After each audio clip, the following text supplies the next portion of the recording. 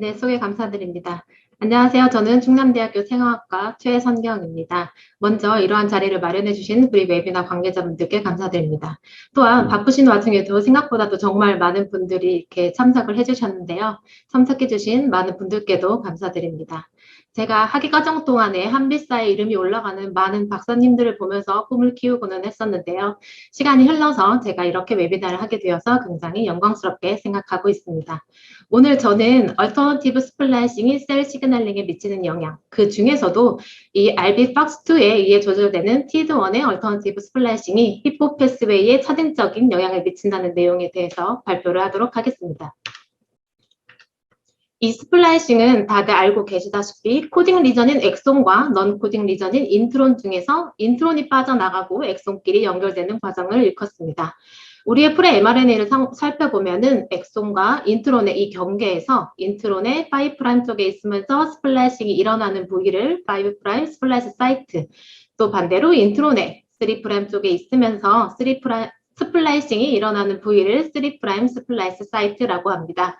이러한 주요 스플라이스 사이트들 이외에도 3' 앞쪽에 브랜치 포인트 사이트나 아니면은 C와 T가 많은 폴리피리빈 트랙 등이 존재를 해서 이러한 주요 시퀀스들에 의해서 스플래싱이 철저히 통제가 되고 있습니다. 이렇게 이 스플래싱 중에서 이 스플래시 사이트가 어디를 선택을 하느냐에 따라서 이 우리가 알고 있는 엑선 모두가 1, 2, 3, 4, 5번이 모두 포함이 될 수도 있지만 3번이 빠진 1, 2, 4, 5번이 포함이 될 수도 있고요.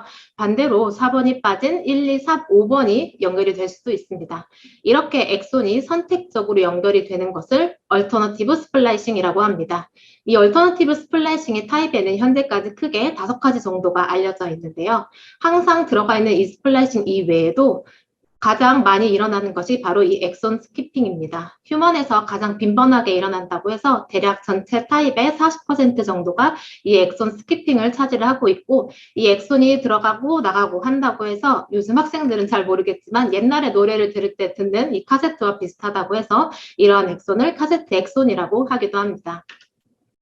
이외에 한 엑손 안에 5' 스플래시 사이트가 2개 이상 존재를 해서 한 엑손이 길어지기도 하고 짧아지기도 하는 이러한 과정을 얼터너티브 5' 스플래시 사이트라고 하고요. 반대로 3' 스플래시 사이트도 한 엑손 안에 2개 이상 존재를 해서 어떤 스플래시 사이트가 선택이 되느냐에 따라 엑손 하나가 길어지기도 하고 짧아지기도 하는 것을 이 얼터너티브 3' 스플래시 사이트라고 합니다.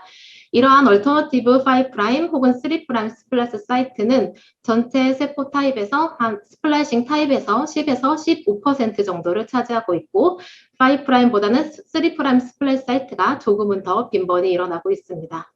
또한 그 다음으로는 2개의 얼터너티브 엑손 중에서 하나가 들어가면 그 다음 얼터너티브 엑손이 반드시 빠져나가게 되는 이러한 타입도 존재하고요.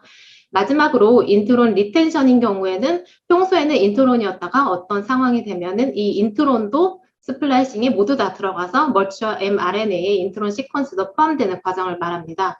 주로 식물이나 호생동물에서 많이 발견이 되고는 있지는 하지만 그래서 휴먼에서는 2% 정도로 낮은 비율을 차지하고 있습니다. 그렇긴 해도 인트론 리텐션이 일어나게 되는 경우에는 스탑 코돈이 일찍 나와서 얼리 터미네이션 되는 경우들이 많기 때문에 질병과 같은 다양한 곳에 영향을 미친다고 해서 요즘 많은 연구자분들이 연구를 하고 있는 스플래싱 타입 중에 하나입니다.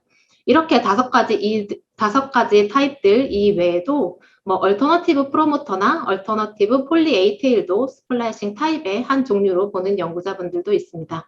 이렇게 생각보다 얼터너티브 스플래싱 타입이 굉장히 다양한데요. 이렇게 다양한 조합들에 의해서 엑손이 연결이 되게 되면 서로 다른 트랜스크립트 베리언트, 머추어 mRNA들이 서로 다르게 만들어지고 그렇기 때문에 서로 다른 구조를 가지는 또는 기능을 다르게 할 수 있는 다양한 프로테인들이 만들어질 수 있게 됩니다. 이 스플라이싱은 스플라이시오좀이라고 하는 굉장히 큰 복합체에 의해서 조절이 되고 있는데요. 이 스플라이시오좀은 RNA와 프로테인의 굉장히 큰 복합체입니다. 거의 세포 내에서 가장 큰 복합체로 손꼽힐 정도인데요. 이 스플라이시오좀은 snRNP들로 구성이 되어 있습니다. 이 snRNP는 다시 snRNA, 스몰 뉴클리어 RNA에 굉장히 다양한 단백질들이 결합을 해서 snRNP, 프로테인이라고 이렇게 명명이 되게 됐고요. 이 snRNP는 U에는 U가 굉장히 많습니다. 그렇기 때문에 U 리치하기 때문에 U1, U2 아니면 4, 5, 6 등으로 명명이 되었고 이러한 snRNA의 종류에 따라서 snRNP도 이렇게 종류대로 명명이 되었습니다. 앞서 스플라이싱은 5' 스플래시 사이트, 브랜치 포인트, 폴리피리미딘, 3' 스플래시 사이트와 같은 주요 서열들에 의해서 통제가 된다고 말씀을 드렸는데요. 앞서 말씀드린 snRNP가 이러한 주요 서열들을 인식하고 바인딩을 하는 것으로 스플라이싱은 시작이 됩니다. 시간 관계상 간단하게 말씀을 드리면 이 snRNP가 이 서열들을 바인딩하고 ATP를 사용을 하면서 떨어졌다, 붙었다 하면서 굉장히 다이나믹하게 조절이 되게 되면 RNA의 구조가 변형이 되게 되고 두 번의 트랜스에스터리피케이션 반응을 거쳐서 인트론이 레이리엇으로 빠져나가고 두 엑손이 연결이 되게 됩니다. 이러한 스플라이싱 이외에도 굉장히 스플라이싱은 다양한 요인들에 의해서 조절이 될 수 있습니다. 대표적으로 우리의 프레-mRNA 서열상에서는 인트로닉 혹은 엑소닉 스플라이싱 인핸서 혹은 인트로닉 엑소닉 스플라이싱 사일렌서라고 하는 이러한 서열들이 존재를 합니다. 이러한 서열들은 시스 액팅 엘레먼트라고도 하는데요. 이러한 인핸서 자리에 SR 프로테인과 같은 스플라싱 팩터, 혹은 트랜스 액팅 엘레먼트라고도 하는데 이러한 스플라싱 팩터가 바인딩을 하게 될 경우에 snRNP, 스플라싱 머시너리들을 리크루트 시켜서 이 엑손이 인클루전이 되는 데 도움을 주게 되고요. 반대로 사일렌서 자리에 hnRNP와 같은 스플라싱 팩터가 바인딩을 하게 되는 경우에는 snRNP의 리크루트를 방해를 하고 있기 때문에 이 해당 엑손이 익스클루전이 되는 것을 유도를 하게 됩니다. 시간 관계상 스플라이싱의 메커니즘에 대해서 굉장히 간단하게 말씀을 드렸지만 사실 이 스플라이싱은 굉장히 복잡하고 여러 가지 요인들에 의해서 조절이 되고 있습니다. 그렇다면 세포는 왜 이런 복잡한 과정을 거치면서까지 스플라이싱을 해야만 할까요? 이 우리의 휴먼지는 대략 23,000여 개로 그 수가 한정이 되어 있습니다. 하지만 이 얼터너티브 스플라이싱을 거치게 되면 10만여 개로 그 다양성을 확보를 할 수 있게 되는 것이죠. 물론 이 뒤에 포스트 트랜스레이셔널 모디피케이션이나 프로테인 인터랙션이 존재를 하고 있기는 하지만 이 얼터너티브 스플라이싱이 어떻게 이루어지냐에 따라서 뒤에 있는 PTM이나 인터랙션이 더 잘 될 수도 더 안 될 수도 있습니다. 그렇기 때문에 이 얼터너티브 스플라이싱은 세포 내 프로테옴 다양성을 확보를 하는 매우 중요한 메커니즘이라고 할 수 있습니다. 이 얼터너티브 스플라이싱은 다양한 요인들에 의해서 변화될 수 있는데요. 먼저 트랜스크립셔널 업레귤레이션 혹은 다운 레귤레이션에 의해서 스플라이싱 팩터의 발현 양이 변화를 한다거나 아니면 시그널 패스웨이에 의해서 스플라이싱 팩터의 액티베이션이나 인액티베이션이 조절이 되게 되면 당연히 타겟 RNA의 스플라이싱에 영향을 미치게 되고요. 이 외에도 스플라이싱 팩터의 중요 시퀀스에 뮤테이션이 일어나게 되는 경우에 당연히 스플라이싱 팩터가 일을 제대로 하지 못하니까 스플라이싱이 미스 레귤레이션이 되는 경우가 많습니다. 또한 아까 얘기했던 각 스플라이스 사이트 혹은 폴리피리미딘 트랙 아니면 인핸서, 사일렌서 자리에 뮤테이션이 일어나는 경우에는 snRNP들이 인식을 해서 바인딩을 할 수 없기 때문에 당연히 스플라이싱이 제대로 일어나지 못하고 있습니다. 또한 보통은 트랜스크립션이 다 일어난 다음에 스플라이싱이 일어난다라고 생각을 하실 수도 있는데 지금은 트랜스크립션과 스플라이싱이 거의 동시에 일어난다라고 생각하고 있습니다. 그렇기 때문에 이 둘 사이의 크로스톡에 대한 연구도 활발히 진행이 되고 있는데요. 그래서 크로마틴 모디파이어에 어떤 영향이 있는 경우에는 스플라이싱 팩터들이 리크루트이 되지 못하기 때문에 스플라이싱이 변화가 된다라고 알려져 있습니다. 이렇게 다양한 요인들에 의해서 스플라이싱이 변화가 되게 되면 서로 다른 기능을 하는 프로테인이 만들어질 수 있습니다. 이렇게 서로 다르게 만들어진 프로테인은 하나는 기능을 하는데 하나는 기능을 하지 못할 수도 있고 둘 다 똑같은 기능을 하지만 하나가 더 잘할 수도 하나는 더 못할 수도 있습니다. 그리고 예를 들어서 제가 있는 프로테인이 만들어져서 제가 이제 학교를 가서 열심히 실험을 해야 되는데 제대로 만들어지지 못하는 경우에는 다리가 하나 없는 제가 만들어져서 학교에서 실험을 하지 않고 집에서 누워만 있는다거나 이런 경우도 있을 수가 있고요. 이렇게 로컬리제이션이 달라질 수도 있고 굉장히 다른 펑션을 나타낼 수 있습니다. 그리고 뮤테이션에 의해서 제대로 스플라이싱이 일어나지 않아서 미스 레귤레이션이 되는 경우에는 스탑 코돈이 일찍 나타나는 경우들이 있습니다. 이렇게 얼리 터미네이션이 되는 경우에는 RNA가 넌센스 메디에이티드 디케이 과정을 거쳐서 데그라데이션이 될 수도 있고, 아니면 프로테인이 만들어진다고 하더라도 트렁케이티드 아이소폼, 프로테인이 제대로 만들어지지 못하는, 제가 온전히 있어야 되는데 다리만 있는 제가 만들어지는 그런 경우가 생기고 있습니다. 그렇기 때문에 이러한 얼리 터미네이션은 다양한 질병에도 밀접한 관련이 있다고 알려져 있습니다. 이 얼터너티브 스플라이싱은 고등 생물로 갈수록 그 빈도수가 점점 더 증가를 하고 있기 때문에 마우스에서는 대략 한 80에서 85%의 유전자가 얼터너티브 스플라이싱을 거치고요. 휴먼에서는 멀티 엑손을 가지는 휴먼 유전자의 무려 95% 이상이 이 얼터너티브 스플라이싱을 거친다고 알려져 있습니다. 이 휴먼지는 평균적으로 8개의 엑손과 3개의 트랜스크립트 베리언트를 가지고 있습니다. 그렇기 때문에 이 얼터너티브 스플라이싱은 세포 내에서 영향을 미치지 않는 곳이 없다라고 감히 말씀을 드릴 수 있을 정도로 많은 곳에 영향을 미치고 있습니다. 요즘 넌코딩 RNA를 연구를 하는 연구자분들도 많이 계시는데요. 이 넌코딩 RNA의 상당수도 얼터너티브 스플라이싱에 의해서 생성이 되고 있습니다. 그렇기 때문에 이 얼터너티브 스플라이싱의 패턴이 변화를 한다거나 아니면은 미스 레귤레이션이 되는 경우에는 셀 사이클, 프롤리퍼레이션, 메타볼리즘, 스트레스, 에이팝토시스, EMT, 인베이전 등등등 10거를 모두 다 할 수 없을 정도로 세포 내 많은 곳에 영향을 미치고 있습니다. 그렇기 때문에 이러한 스플라이싱의 패턴 변화는 캔서를 비롯한 수많은 질병의 발병 원인이 되거나 프로그레션에 영향을 미칠 수 있습니다. 이렇게 중요한 얼터너티브 스플라이싱인데도 불구하고 얼터너티브 스플라이싱과 셀 시그널링과의 상관관계는 아직까지 밝혀져야 되는 부분이 많습니다. 물론 여기에 이제 시그널링이라고 표시가 되어 있기는 하지만 보통 얼터너티브 스플라이싱과 시그널링과의 상관관계는 아까 얘기를 했듯이 시그널링에 의해서 스플라이싱이 변화가 된다는 거지, 이렇게 변화된 스플라이싱 아이소폼에 의해서 시그널링이 어떠한 영향을 미치는지는 아직까지 밝혀져야 되는 부분이 많습니다. 그렇기 때문에 저희는 이번 연구에서 이 스플라이싱 아이소폼과 셀 시그널링, 그 중에서도 히포 패스웨이의 상관관계에 대해서 연구를 하였습니다.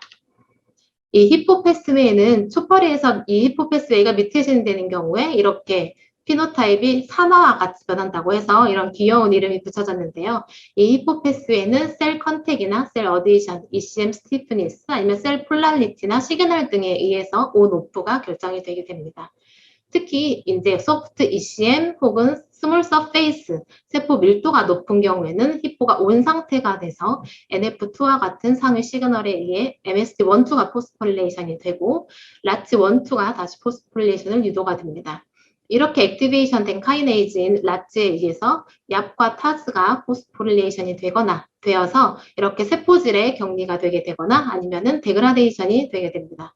반대로 스티프 ECM이나 라지 서페이스 그리고 세포 밀도가 낮은 이러한 경우에는 히포가 오프 상태가 되어서 얍과 타스가 세포질에 격리되어 있거나 데그라데이션 되지 않고 핵 안으로 들어와서 트랜스크립션 팩터인 TID와 바인딩을 하게 됩니다. 이렇게 해서 얍과 TID가 바인딩을 하면 CTGF나 CYR61과 같은 많은 타겟진들의 발현을 유도를 할 수 있게 됩니다. 이러한 타겟진들은 프롤리퍼레이션이나 EMT, 리제너레이션, 마이그레이션 등등 많은 곳에 영향을 미치고 있기 때문에 이 히포 패스웨이는 오간 사이즈 컨트롤이나 튜모로제네시스에 매우 중요한 핵심 메커니즘이라고 알려져 있습니다.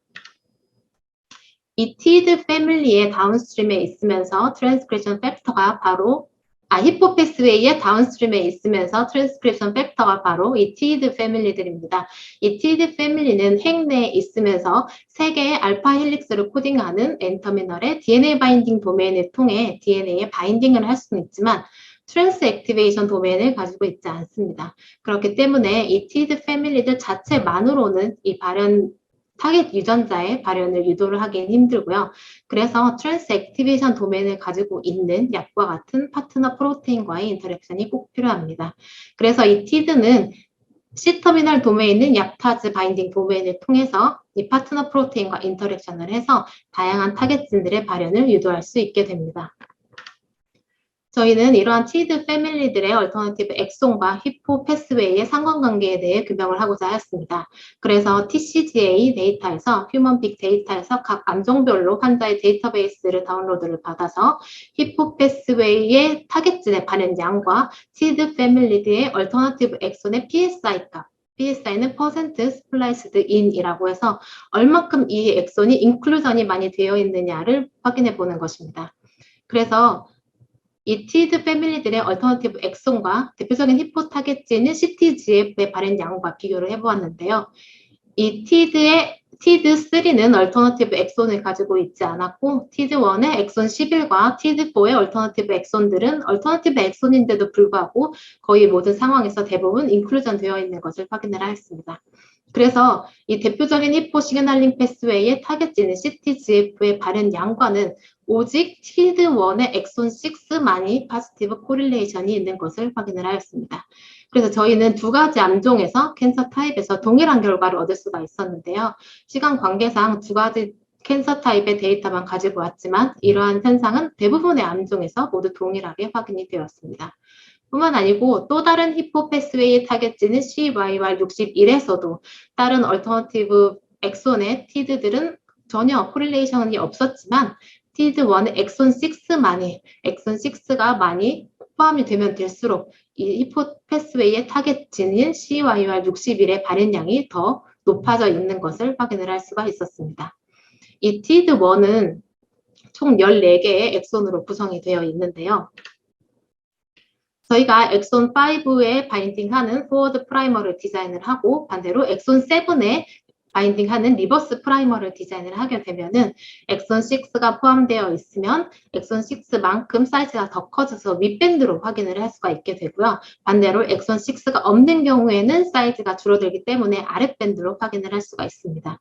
이러한 TID의 엑손 6는 휴먼의 셀라인 그리고 마우스의 조직이나 셀라인마다 정도의 차이는 있지만 모두 다 이제 디텍션이 되는 것을 확인을 할 수가 있었습니다.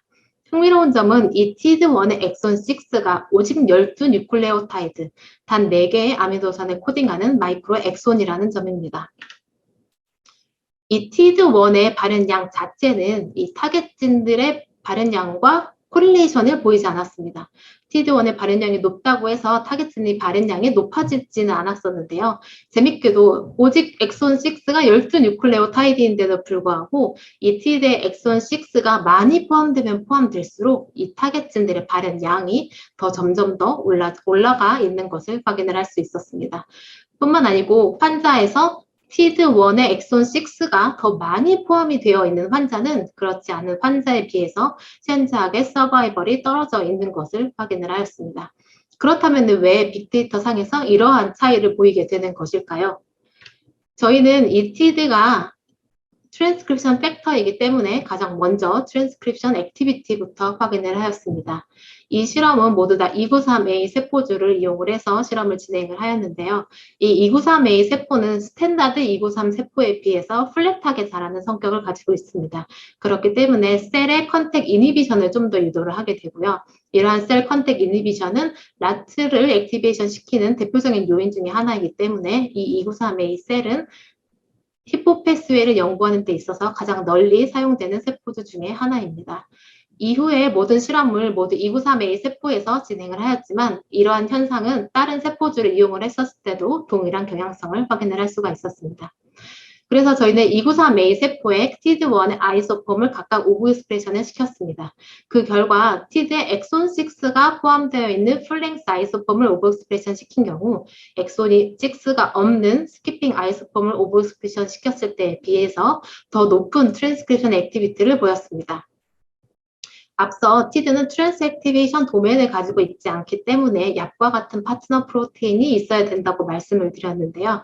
그래서 얍을 오버익스프레션 시켜준 조건에서는 이 차이가 더 분명해서 풀랭스 아이소폼이 스키핑 아이소폼에 비해서 더 높은 트랜스크립션 액티비티와 타겟진들의 발현량을 더 높게 유도를 하는 것을 알 수가 있었습니다. 이 히포패스 PSV에서 얍과 타즈는 라츠에 의해서 세포질에 격리가 되게 되거나 아니면 데그라데이션이 되기 때문에 이 라츠를 더블 락아웃을 시켜주는 경우에는 얍과 타즈가 핵내로 들어가서 티드와 바인딩을 할 수 있습니다. 그렇기 때문에 저희는 크리스퍼 캐스9 시스템을 이용해서 라츠 더블 락아웃 셀을 생성을 했고 이 라츠 더블 락아웃 셀에서도 약 오버 익스프레션 시켜준 조건과 동일하게 플랭스 아이소폼이 스키핑 아이소폼에 비해서 더 높은 트랜스크립션 액티비티와 타겟진의 익스프레션 레벨을 더 많이 유도를 하는 것을 알 수가 있었습니다. 이 히포 패스웨이는 튜머로지네시스의 매우 중요한 메커니즘이기 때문에 저희는 그 다음으로 두 가지 티드 아이소폼의 온코제닉 프로퍼티를 비교를 해보았습니다. 이 TID1의 오버익스프레션은 셀 프롤리퍼레이션을 유도를 하였는데요. 그 중에서도 특히 이 엑손 6가 포함되어 있는 풀랭스 아이소폼 및 스키핑 아이소폼에 비해서 대의별로 더 높은 프롤리퍼레이션을 확인을 할 수가 있었고요. 뿐만 아니고 콜로니 포메이션 어세이에서도 풀랭스 아이소폼이 오버익스프레션 된 경우에는 콜로니 사이즈라던가 아니면 콜로니 넘버가 더 증가되어 있는 것을 알 수 있었습니다. 그리고 온도 힐링 어세이나 트랜스웨이를 이용한 마이그레이션 어세이에서도 동일하게 플랭스 아이소폼이 스키핑 아이소폼에 비해서 더 많은 효과가 있다는 것을 확인을 하였습니다. 그래서 저희는 이러한 연구 결과를 바탕으로 TID의 두 아이소폼 중 엑손 6가 포함되어 있는 풀랭스 아이소폼이 더 높은 온코제닉 프로퍼티를 가진다는 것을 알 수 있었습니다. TID1의 엑손 6는 DNA 바인딩 도메인에 위치했습니다. 그 중에서도 DNA 리코그니션의 매우 중요한 세 번째 알파 헬릭스를 코딩하고 있는 리선인데요. 그렇기 때문에 저희는 앞선 이러한 차이, 두 아이소폼의 차이가 DNA 바인딩 어피니티가 달라서 이러한 결과를 얻었을 것으로 예상을 하였습니다. 그래서 TID1의 TNT 프로테인과 TID1의 대표적인 DNA 바인딩 모티프를 이용해서 DNA 풀다운을 실시를 해보았습니다. 이 TNT 프로테인이 조금 생소하실 것 같아서 간단히 말씀을 드리면 저희가 이제 DNA를 넣어주게 되면은 셀 프리 컨디션에서 인비트로 트랜스크립션 트랜스레이션을 거쳐서 프로테인을 얻을 수 있는 방법입니다. 굉장히 빠르게 프로테인을 얻을 수 있지만 이때 저희는 레빈 레티큘로사이트를 이용을 하고 있기 때문에 이콜라이를 사용했을 때에 비해서 조금 더 만말리안에 가까운 스트럭처를 얻을 수 있다는 장점을 가지고 있습니다. 그래서 이렇게 TNT 시스템을 이용해서 퓨리파이된 프로테인을 확보를 하였고 이러한 TID1의 TNT 프로테인을 이용해서 DNA 풀다운을 실시를 해보았는데 저희의 예상과는 전혀 다르게 두 아이소폼 간의 DNA 바인딩 어피니티에는 전혀 차이가 없는 것을 알 수 있었습니다. 저희가 예상과 너무 달라서 다시 한번 다른 실험 기법으로 확인을 해보았는데요. DNA M사를 했을 때도 동일하게 두 아이소폼에는 DNA 바인딩 어피니티에 차이가 없는 것을 확인을 할 수가 있었습니다. 아마도 이전의 연구 결과들을 확인을 해보았을 때 TID의 세 번째 알파 힐릭스가 DNA 바인딩에 매우 중요한 것은 사실이지만 더 크리티컬한 리전은 엑손 5에 의해서 코딩이 되고 있는 리전이기 때문에 그래서 엑손 6에 의해서는 큰 차이를 보이지 않는 것이 아닐까라고 예상을 할 수가 있었습니다. 또한 두 아이소폼 모두 핵 내에 위치를 해서 로컬리제이션도 동일한 것을 알 수가 있었는데요. 하지만 흥미롭게도 TID1의 엑손 6가 포함되어 있는 플랭스 아이소폼은 스키핑 아이소폼에 비해서 이 파트너 프로테인 얍이 더 강하게 핵에 위치해 있는 것을 알 수가 있었습니다. 엑손 6 스키핑이 오버익스프레션 된 셀은 얍이 핵과 세포질에 모두 이분하게 이렇게 퍼져 있지만 플랭스 아이소폼이 오버익스프레션 된 셀은 얍이 더 핵에 강하게 위치해 있는 것을 확인할 수 있었는데요. 저희는 이것이 얍과 TID의 인터랙션을 보여주는 인다이렉트한 에비던스라고 생각을 했습니다. 그래서 TID를 오버익스프레션 시켜준 이 홀셀 라이트데이트를 이용을 해서 IP를 실시를 해보았는데요. 그 결과 저희 예상과 동일하게 플랭스 아이소폼이 스키핑 아이소폼에 비해서 얍과의 인터랙션이 더 강하다는 것을 알 수가 있었습니다. 거꾸로 얍을 이용을 해서 얍으로 IP를 한 다음에 TID로 확인을 해보았을 때도 동일하게 플랭스 아이소폼이 스키핑 아이소폼에 비해서 얍과 인터랙션이 더 강하다는 것을 확인을 하였습니다. 현재까지 보고에서는 이 DNA 바인딩 도메인에 의해서 얍과의 인터랙션에 영향을 미친다는 보고가 없었기 때문에 저희는 알파폴드를 이용해서 프로테인 스트럭처를 프리딕션을 해보았습니다. 그래서 DNA 바인딩 도메인에 엑손 6가 없는 경우에는 이 알파 헬릭스가 굉장히 뻣뻣하게 이렇게 존재를 하지만 엑손 6가 힌지, 그러니까 경첩처럼 이렇게 활동을 해서 이 알파 헬릭스 부분이 굉장히 플렉서블해져서 여기에 있는 얍타스 바인딩 도메인에 어떤 영향을 미치는 것이 아닐까라고 예측을 해볼 수가 있었습니다. 그렇다면 이렇게 생각보다도 굉장히 중요한 TID1의 엑손 6의 스플래싱을 조절하는 스플래싱 팩터가 무엇일까요? 저희는 그 다음으로 그것이 너무나도 궁금했습니다. 그래서 TCGA 휴먼 빅데이터 상에서 152개의 스플래싱 팩터의 발현 양과 TID1 엑손 6의 인클루전, PSI 값을 비교를 해서 각 암종별로 데이터베이스를 뽑아낸 다음에 그 코릴레이션 값을 확인을 해보았습니다. 그 결과 RBFOX2나 QKI, MBNL1과 같은 스플래싱 팩터들의 후보들을 확보를 할 수가 있었습니다. 다들 알고 계시다시피 엑소는 종간 컨저베이션이 굉장히 잘 되는 리전입니다. 반면에 인트론은 컨저베이션이 거의 되지 않는데요. 이러한 인트론인데도 불구하고 TID1 엑손 6의 다운스트림 인트론에 두 군데의 GCAUG 시퀀스가 하일리 컨저베이션 되어 있는 것을 확인을 할 수가 있었습니다. 이 GCAUG 시퀀스는 가장 코릴레이션 값이 높은 것으로 나왔던 이 RBFOX2의 대표적인 바인딩 모티프입니다. 그래서 저희는 RBFOX2를 이용을 해서 립QPCR을 해보았는데요. IP라고 한다면 프로테인 인터랙션을 확인을 해보는 것이고 립은 프로테인과 RNA의 인터랙션을 확인을 해보는 방법 중에 하나입니다. 그래서 이 RBFOX2를 이용한 립QPCR 결과 RBFOX2가 이 TID1의 인트론 6 리전에 바인딩하는 것을 알 수가 있었습니다. 이 RBFOX 패밀리는 핵 안에 있으면서 스플래싱을 조절을 하는 스플래싱 팩터 중에 하나입니다. 대표적인 바인딩 모티프 UGC-AUG를 인식해서 바인딩해서 이 스플래싱을 조절을 하는 것으로 알려져 있는데요. 이 U는 GC-AUG에 비해서 컨센서스 정도가 약해서 이렇게 가로가 쳐져 있습니다.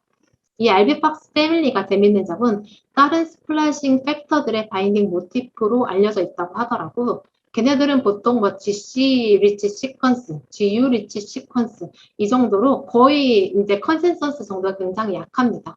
하지만 RBFOX 패밀리는 UGC AUG로 굉장히 이 컨센서스 모티프가 잘 알려져 있고요. 이 RBFOX 패밀리들은 패밀리인 RBFOX 1, 2, 3는 RNA 리코그니션 모티프가 거의 대부분 동일하기 때문에 같은 UGC AUG를 인식을 해서 스플라이싱을 조절할 수 있습니다. 하지만 이들 각각은 조직 특이적으로 발현을 하는 특징을 가지고 있습니다.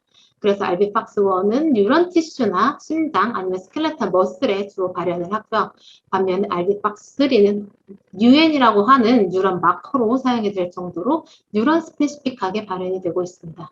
반면에 저희가 이번에 연구에서 사용된 RBFOX2는 엠브리오닉 스템셀부터 어덜트에 이르기까지 대부분의 티슈에서 유비쿼터스하게 발현이 되고 있습니다. 그렇기 때문에 RBFOX1이나 3도 앞서 나왔던 후보 스플래싱 팩터의 상위에 링크가 되어 있기는 했지만 RBFOX2가 캔서에서 대부분 발현이 되고 있는 스플래싱 팩터이기 때문에 가장 높은 코릴레이션 값을 보였습니다. 이 RBFOX 패밀리는 얼터너티브 엑손의 업스트림 인트론이나 아니면 얼터너티브 엑손에 바인딩을 하게 되는 경우에는 이 스플래싱 머시너리들의 리크루션을 이니비션을 시키기 때문에 엑손 스키핑을 유도를 하게 되고요. 반면에 이 다운스트림 인트론에 바인딩을 하게 되는 경우에는 리크루션을 유도를 해서 이 얼터너티브 엑손이 인클루전을 시키게 됩니다.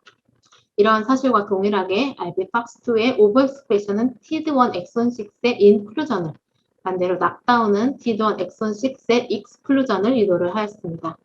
RBFOX의 TNT 프로테인을 이용해서 이 RBFOX2가 이 TID1 인트론 리전의 GCAUG 시퀀스에 다른 스플래싱 팩터 도움 없이 다이렉트하게 바인딩한다는 것을 확인을 하였는데요.